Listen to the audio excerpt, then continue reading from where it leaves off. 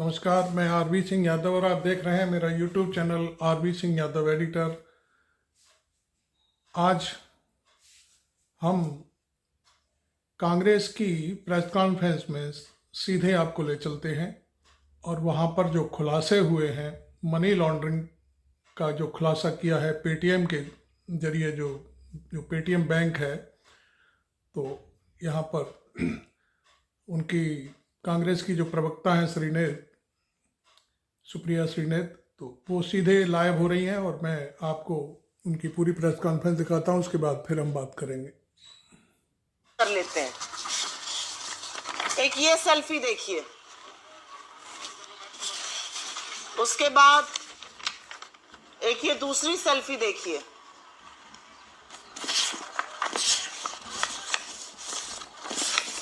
फिर एक तीसरी सेल्फी देखिए, एक चौथी भी लेकर आई हूं।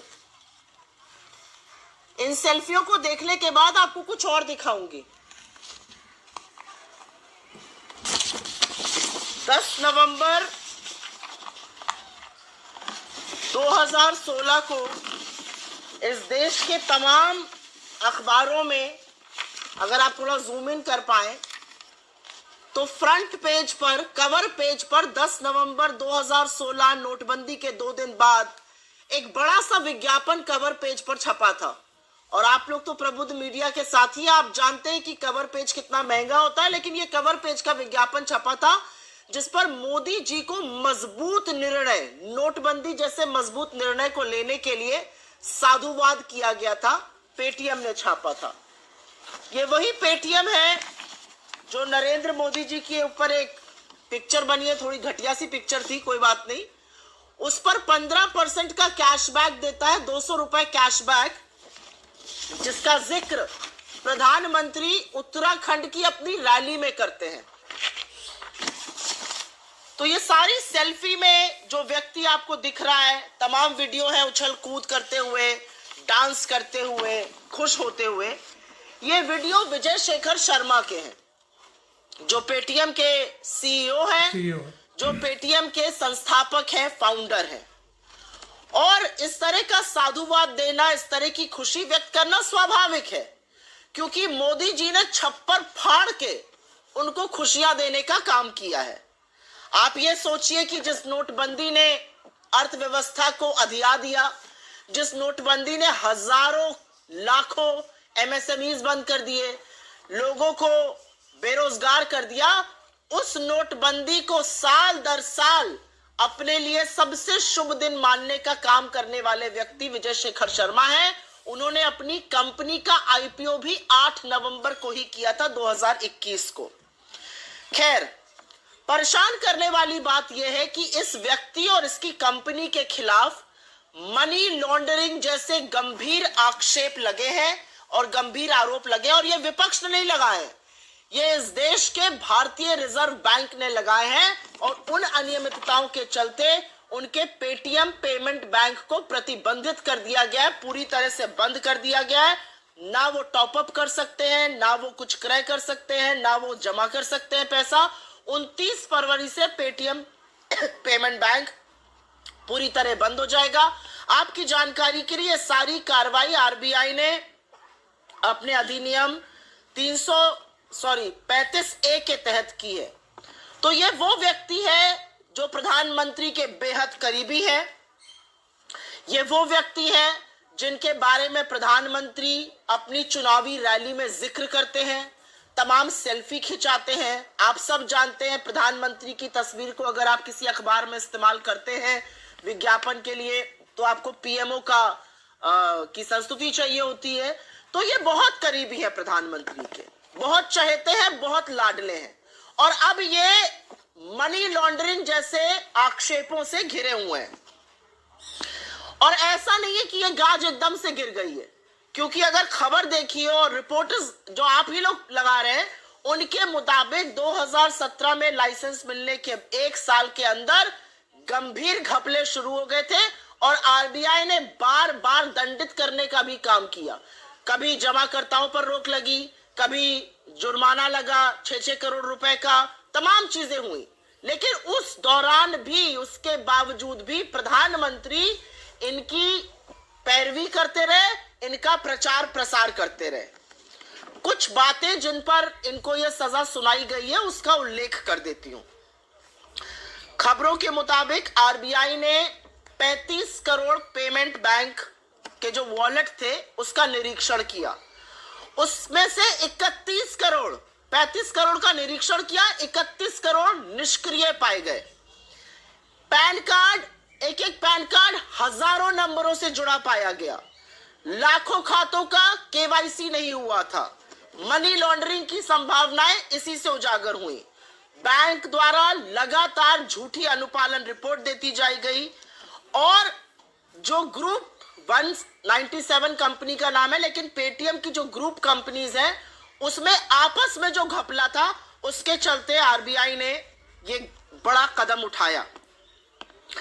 यहां पर दो चीजों की बात करनी जरूरी है, क्योंकि पेटीएम पर पहले भी अपने डेटा को भारतीय जनता पार्टी के साथ साझा करने का गंभीर आरोप लग चुका है।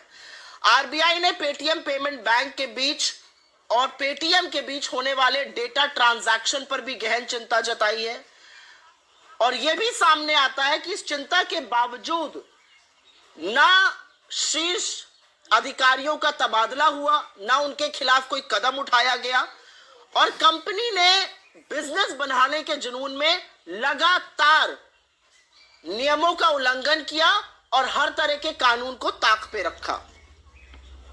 शायद वो एक कहावत है हमारी तरफ, कहते हैं जब सैया भय कोतवाल तो डर काहे का। मोदी जी साथ में हैं, उनके साथ सेल्फी खींच रही हैं, वो प्रचार प्रसार आपका इलेक्शन रैली में कर रहे हैं, तो डरने की क्या बात है इन लोगों को। खैर, एक और चिंता जो आरबीआई ने जताई वो पेमेंट बैंक की शेयर होल्डिंग को लेकर है। करीब 49% हिस्सेदारी पेटीएम कंपनी की थी, जिसे लोग 197 कम्युनिकेशन के नाम से जानते हैं, लेकिन 51% हिस्सेदारी इस बैंक की सिर्फ और सिर्फ एक व्यक्ति विजय शेखर शर्मा के पास थी, जिनकी सारी सेल्फी मैंने आपके सामने साझा करी है।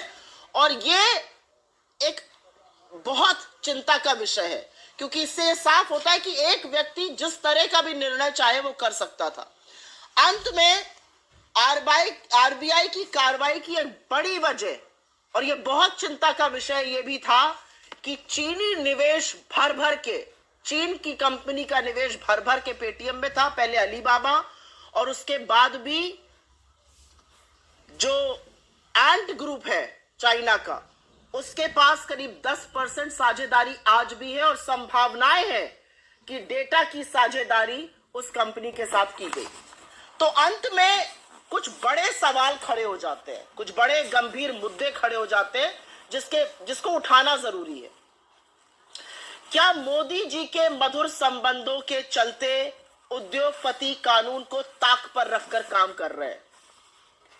इतने सारे उल्लंघनों के बावजूद भी पेटीएम पेमेंट बैंक को इतनी लंबी ढील क्यों दी गई? 2017 से ही अनियमितताएं शुरू हो गई थी, 7 साल तक इतनी लंबी ढील क्यों दी गई? मनी लॉन्ड्रिंग जैसे गंभीर आक्षेप लगे हैं, एनफोर्समेंट डायरेक्टरेट उसके बारे में क्या कर रहा है? ईडी कौन सी नींद सो रहा है पेटीएम को लेकर, ये जरूर पढ़ना चाहिए। पेटीएम ने बीजेपी, भारतीय जनता पार्टी और पीएम केयर्स फंड को कितना चंदा दिया और क्या उस चंदे की बदौलत वो आज तक बचा रहा है? पहले अडानी और अब ये बार बार जो मोदी जी के लाडले हैं उनके खिलाफ एजेंसियां शिथिल क्यों पड़ जाती हैं? ये अपने आप में एक बड़ा सवाल है। और अंत में 2 सवाल जरूरी हैं। ईडी के 95% केसेस विपक्ष के लोगों के खिलाफ है, क्या ईडी इससे संतुष्ट है? और पेटीएम का तमाम ट्रांजैक्शन में लेन देन है, 10 करोड़ से ज्यादा तो पेटीएम के उपभोक्ता है, क्या यह डेटा भारतीय जनता पार्टी के साथ शेयर हो रहा है? सरकार की दी हुई जानकारी के मुताबिक वित्तीय वर्ष 2023 में करीब 137 लाख करोड़ का डिजिटल पेमेंट हुआ, जिसमें पेटीएम का अच्छा खासा शेयर है। क्या ये दावे के साथ कहा जा सकता है कि ये डेटा गोपनीय है, ये डेटा सुरक्षित है, या इसकी ब्रीच हुई है? ये बहुत सारे प्रश्न हैं। पेटीएम का स्टॉक लगातार गिर रहा है, माइनॉरिटी शेयर होल्डर्स इससे आहत हैं, पर सबसे बड़ा सवाल यह है कि जिस कंपनी पर मनी लॉन्ड्रिंग जैसे गहन आरोप इस देश के banking regulator reserve bank of India ने लगाए हैं, वो किस तरह से खुला घूम रहा था और प्रधानमंत्री उसका प्रचार प्रसार और पैरवी क्यों कर रहे थे। आज ये सवाल उठना भी जरूरी है और इसका जवाब भी आना जरूरी है। I will very briefly make a statement in English on this. I have already shared multiple pictures here of selfies, of newspaper ads, of cash return as far as the Modi movie is concerned. If you remember, in Uttarakhand, the Prime Minister spoke about 15% cashback up to 200 rupees on a movie that was made on him if you bought the tickets through Paytm. There are multiple selfies that have been clicked. There is an entire newspaper ad here which was put out on the 10th of November, 2 days after demonetization was announced. In all leading dailies, Paytm thanked Mr. Modi for bold decisions.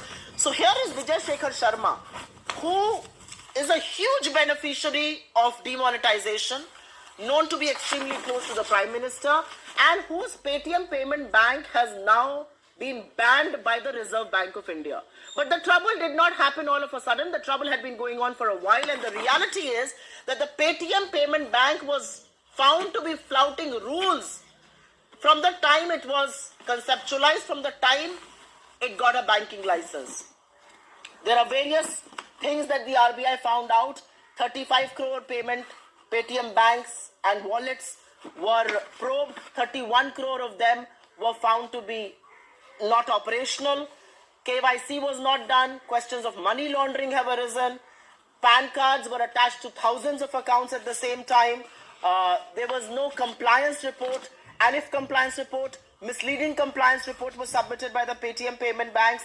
The relationship between Paytm and Paytm Payments Bank and various group companies has come to force. So these are very, very serious allegations, including the one about money laundering. The reality also is that nothing concrete was done by the management as far as these irregularities was concerned. The reality also is that RBI has raised questions about the shareholding of Paytm Payment Bank. 51% of that shareholding rests with one individual. It raises questions on decision making. And last but not the least, the Chinese investment and the possibilities of data having shared with Chinese companies as far as Paytm is concerned has raised a huge cause of concern. But the questions that arise out of this are multiple, and these questions deserve answers. Is the country and are people roughshodding? Are people close to Mr. Modi roughshodding over law and order, over regulations of the RBI because of their seeming closeness and their closeness with the ruling regime, especially Mr. Modi? Why was Paytm Bank given such a long rope? Non-compliance from 2017 onwards. Money laundering is a very serious probe and a very serious allegation that has been leveled against Paytm. What is ED doing about it? How much money has Paytm given to BJP and to PM Cares Fund? Have they been let loose because of the donations that they have made, apart from their closeness to Mr. Modi?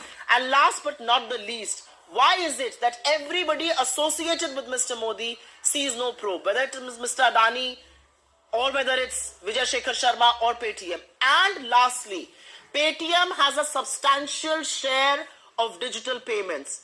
Can one put their hand on their heart and say that data has not been breached, data has not been leaked to the government, to the BJP and to the Chinese partners? These are some very substantial questions, and I think one deserves to know what the government of India is doing about it. One question I would like to ask is, if ED has found the time from probing 95% opposition leaders, maybe it needs to begin talking about Paytm and the money laundering charges there as well. आपके सवालों का स्वागत है.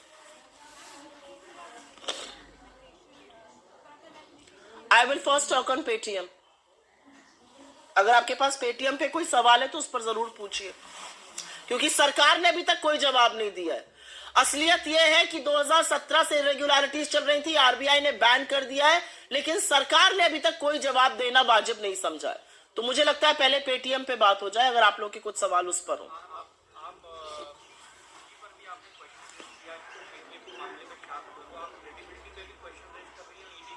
मतलब ED की credibility पर तो 4 साल का बच्चा क्वेश्चन रेज कर रहा है, तो मैं इस प्लेटफॉर्म से करूंगी तो कौन सी बड़ी बात हो जाएगी।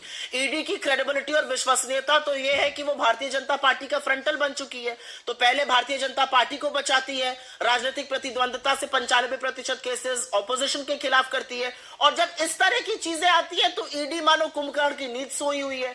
ईडी को जब नीरव मोदी से लेकर विजय माल्या, ललित मोदी, संजय सिसोदिया को वापस लाना है तो ईडी शिथिल है, और जब ऐसे मामले आते हैं तो ईडी की कोई कार्रवाई नहीं है। अभी विपक्ष का नाम आ जाए तो ईडी जो है वो रात दिन काम करने लगती है। तो ईडी की विश्वसनीयता और ईडी की शिथिलता पर बहुत बड़ा सवाल है। आरबीआई जैसी संस्था ने अगर मनी लॉन्ड्रिंग की आशंका जताई है तो अभी तक ईडी क्या कर रही है पेटीएम के खिलाफ, सवाल इस बात का। और पेटीएम को कौन बचा रहा है? क्या पेटीएम को खुद नरेंद्र मोदी बचा रहे हैं? ये सवाल है।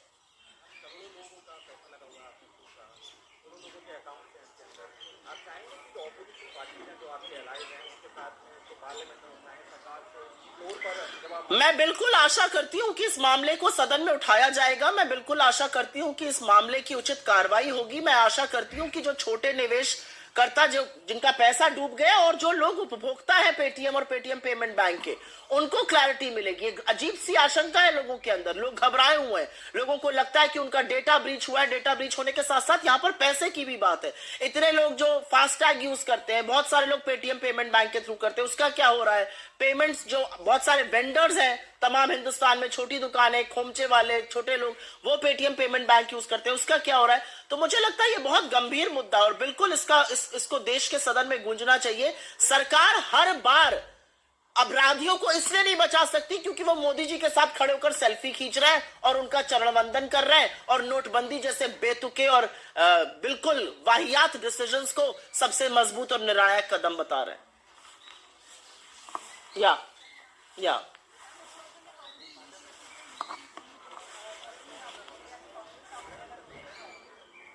I don't have to say anything. I think these are election jumlas and they will continue up until elections. I think the government has been in power for the last 10 years. It's a second term for Uttarakhand government as well, and they are doing what they are doing. So I do think these are election gimmicks to distract you away from issues that I just spoke about. Because if you are not going to talk about those issues and if they are not going to distract you, you will ask, why has Paytm got unscotched? Why has Paytm got away with a seeming scam that they have done? Why has Paytm got away with alleged money laundering? These are questions that will be raised. You will raise questions on unemployment. You will raise questions on price rise. You will raise questions on income inequality. You will raise questions on why is the government cutting budgets on agriculture, education, health, social welfare. So because you should not raise those questions there, people should not raise those discussions. These things will be flouted. These are hot air balloons. Let them be floated.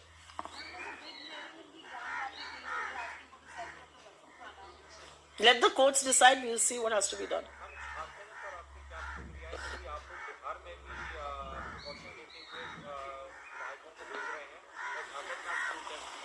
मुझे ऐसा लगता है कि लोकतंत्र में अगर आपको अपने विधायकों को हटाना पड़ रहा है, अगर आपको प्रिकॉशन लेना पड़ रहा है, तो यह लोकतंत्र के लिए बड़ा गंभीर दिन है। ये लोकतंत्र के लिए बड़ा दुखद दिन है। और दुखद दिन इसलिए है क्योंकि ये लोकतंत्र को तार तार करता है। ये दिखाता है कि सत्ता में बैठे हुए हुक्मरान पैसे और एजेंसियों के बल पर लोकतंत्र का दम घोटने का काम करते हैं। वो खरीद फरोख्त करते हैं, वो चुनी हुई सरकारों को गिराते हैं, वो मताधिकार का दुरुपयोग करते हैं। ये लोकतंत्र के लिए गंभीर विषय है और बिल्कुल जो कदम उठाना होगा चुनी हुई सरकारों को बचाने के लिए, मताधिकार की रक्षा के लिए, लोगों का जो मताधिकार था उसको ऊपर रखने के लिए, वो हम करेंगे।